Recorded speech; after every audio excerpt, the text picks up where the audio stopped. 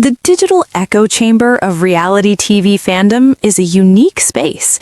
It's a place where hope is manufactured in weekly episodes, where narratives are curated by producers, and where audiences, armed with social media, become ardent authors of their own continuations. In this ecosystem, few stories in recent memory ignited as much fervent, hopeful co-creation as that of Joan Vassos and the man fans affectionately and mistakenly dubbed Chock Chapple. The headline that swept across forums and feeds, fans didn't expect this. Joan Vassos and Chock Chapple relationship update was a masterstroke of algorithmic sadness. But behind the tearful emoji lay a far richer, more nuanced human story than any clickbait could capture. This is not merely an update on a breakup, it is a deep dive into the anatomy of a public romance that never truly was. A study in grief, resilience, and the startling weight of expectation placed upon two people who dared to be vulnerable at the wrong time and in the right spotlight. Act 1. The Spark. How a misunderstanding ignited a fairy tale. To understand the depth of the fan investment, we must return to the origin point. Joan Vassos' a luminous presence on the inaugural season of The Golden Bachelor immediately captivated viewers. She wasn't just a contestant, she was a portrait of graceful resilience. A widow and grandmother, her journey was framed not by desperate need, but by a hopeful openness to a second chapter. Her warmth, her sly humor, and her palpable authenticity made her an instant fan favorite.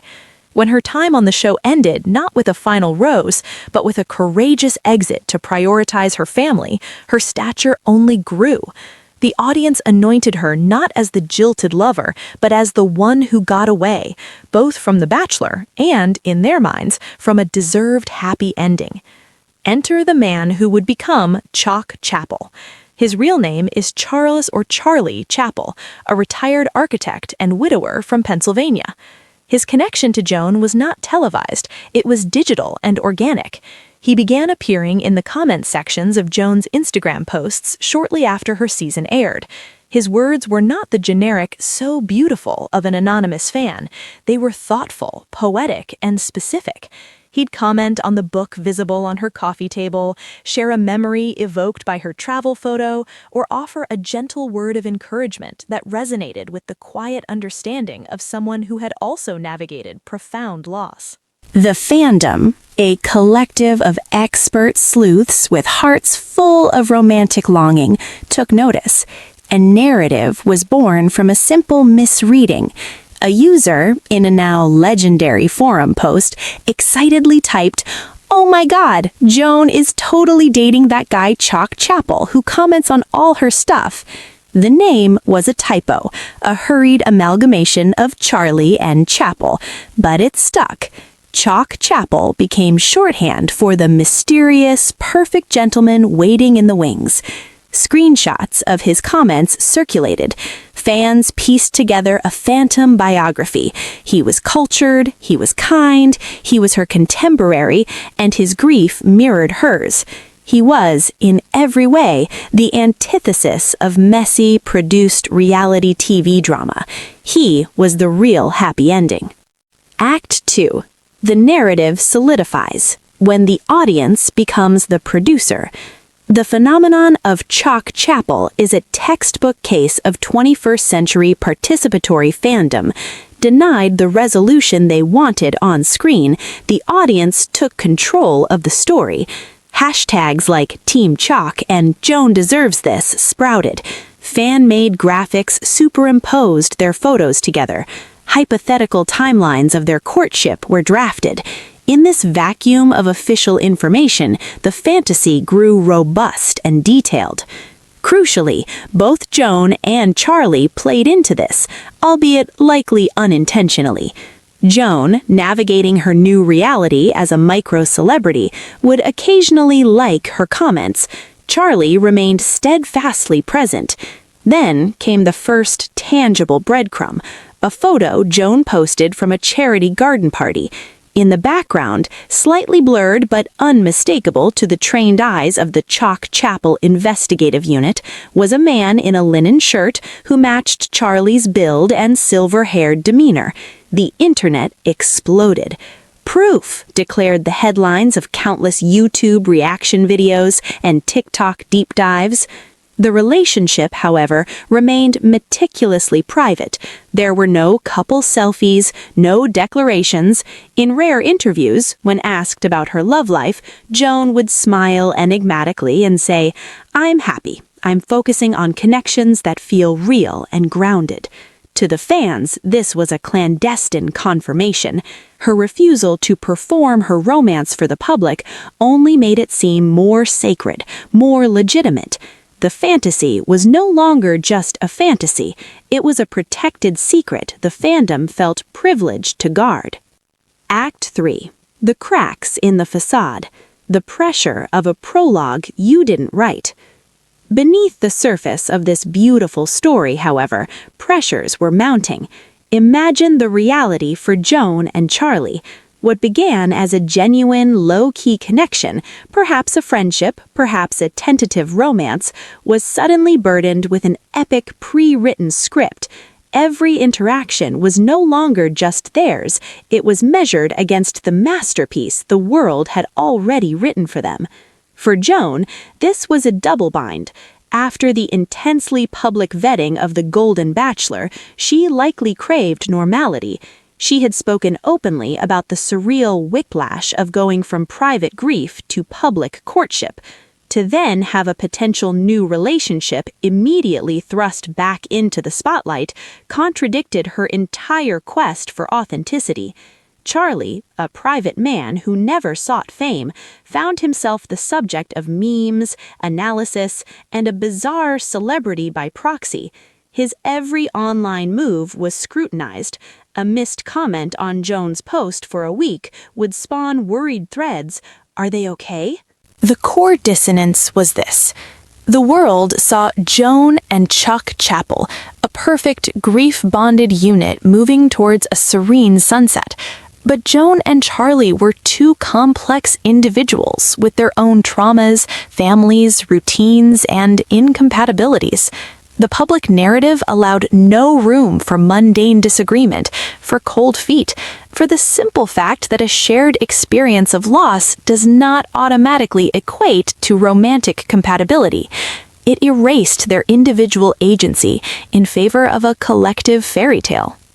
Act 4, the update promised by the headline, was, in truth, a non-event that became a cataclysm in the fandom. It wasn't a joint statement on a news show. It was a gradual, quiet unraveling observed by the fan detectives who had built the story. It started with a noticeable decline in their digital interplay. Charlie's once reliable comments became sporadic, then ceased. Joan's posts took on a more solitary, introspective tone. Then came the interview that served as the unofficial confirmation. On a podcast about life after reality TV, the host gently prodded Joan about the mystery man everyone is rooting for. Joan's voice, usually bright, softened with a note of weary finality. "You know, it's so funny," she began, choosing her words with care. "People create these beautiful stories for you, and I am so touched by how much people want happiness for me. It's a humbling kind of love. But sometimes the story they write is so perfect, it has no room for the actual, messy, human people inside it. Charlie is a wonderful, wonderful man. We shared something very kind at a time we both needed it. But we've realized that our paths, while they crossed in a beautiful way, are meant to lead in different directions. He will always be a dear friend, and I will always cherish the support he showed me when the world got very loud. But we are not, and were not, the epic romance everyone painted." She went on, delivering the line that would become the heart of the update. "You can't build a real relationship on a foundation of other people's expectations, no matter how well-intentioned they are." The reaction was a digital wave of grief, the emoji taken form in the headline made manifest. Fan forums were flooded with heartbreak emojis. "I invested so much in them," one user lamented.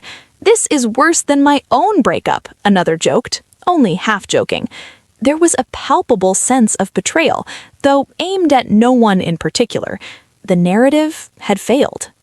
Act 5, The Aftermath, Deconstructing the Fairy Tale Machine. In the weeks that followed, a more reflective dialogue began.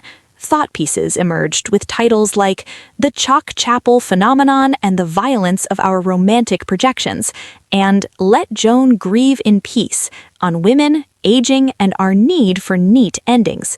The conversation shifted from gossip to cultural critique. Several key themes emerged. The grief of the audience.